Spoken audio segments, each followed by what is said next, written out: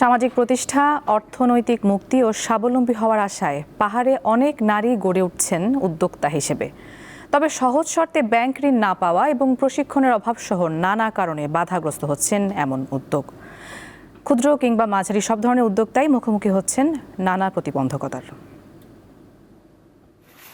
নানা প্রতিকূলতা ও সংকট পেরিয়ে ক্ষুদ্র ব্যবসা, বুনন শিল্প, জুম চাষ ও হস্তশিল্পের মাধ্যমে সফল উদ্যোক্তা হিসাবে গড়ে উঠছেন খাগড়াছড়ির পাহাড়ি নারীরা। উচ্চশিক্ষার পাশাপাশি মেধা ও শ্রমে স্বাবলম্বী হয়ে পরিবার ও সমাজের অর্থনীতিতে গুরুত্বপূর্ণ অবদান রাখছেন। চাকরির খোঁজে না ছুটে নিজেদের কর্মঠ করে গড়ে তুলছেন তারা। ঐতিহ্যবাহী থামি, পিনন এবং বাঁশ-বেতের সামগ্রী তৈরি করে স্থানীয় ও জাতীয় পর্যায়ে সুনাম অর্জনের পাশাপাশি অর্থনৈতিকভাবে ঘুরে দাঁড়াচ্ছেন নারী উদ্যোক্তারা।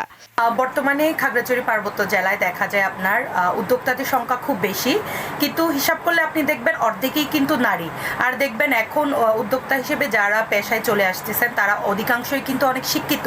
পড়াশোনার পরে কিন্তু দেখা যায় আমরা নারীরা এখন ব্যবসায়টাকে একদম মেইন পেশা হিসেবেই কিন্তু বেছে নিচ্ছি। তাদের দাবি সরকারি সহায়তা, প্রশিক্ষণ প্রণোদনা এবং সহজ শর্তে ঋণ সুবিধা নিশ্চিত করা গেলে আরও স্বাবলম্বী হয়ে উঠবে পাহাড়ের নারীরা। আমি সরকারকে এবং ব্যাংকে আমি রিকোয়েস্ট করব যে আসলে আমাদের যে উদ্যোক্তা আছেন তাদের দিকে সুদৃষ্টি দিয়ে আমাদেরকে কিছু সহজ শর্তে যদি কিছু আমাদেরকে ঋণ দেওয়া হয় তাহলে আমরা সামনে আবার এগিয়ে যাওয়ার চেষ্টা করব। আমাদের এখানে অনেক কাঁচামালের সহজলভ্যতা রয়েছে, কিন্তু সঠিক প্রশিক্ষণের অভাবে আমরা সেগুলো কাজে লাগাতে পারি। নারীদের আত্মনির্ভরশীল ও উদ্যোক্তা হিসাবে গড়ে তুলতে প্রশিক্ষণের পাশাপাশি বিভিন্ন ধরনের সহযোগিতা দিয়ে যাচ্ছে মহিলা বিষয়ক অধিদপ্তর। খাগড়াছড়িতে যে নারী উদ্যোক্তারা এখন এসেছে প্রায় সবাই ভালো শিক্ষার পাশাপাশি ওরা শুধু চাকরির জন্য অপেক্ষায় না থেকে, অন্যের মুখাপেক্ষী হয়ে না থেকে ওরা নিজেরাই উদ্যোগ গ্রহণ করছে, বিভিন্ন উদ্যোগ গ্রহণ করছে এবং সেই সাথে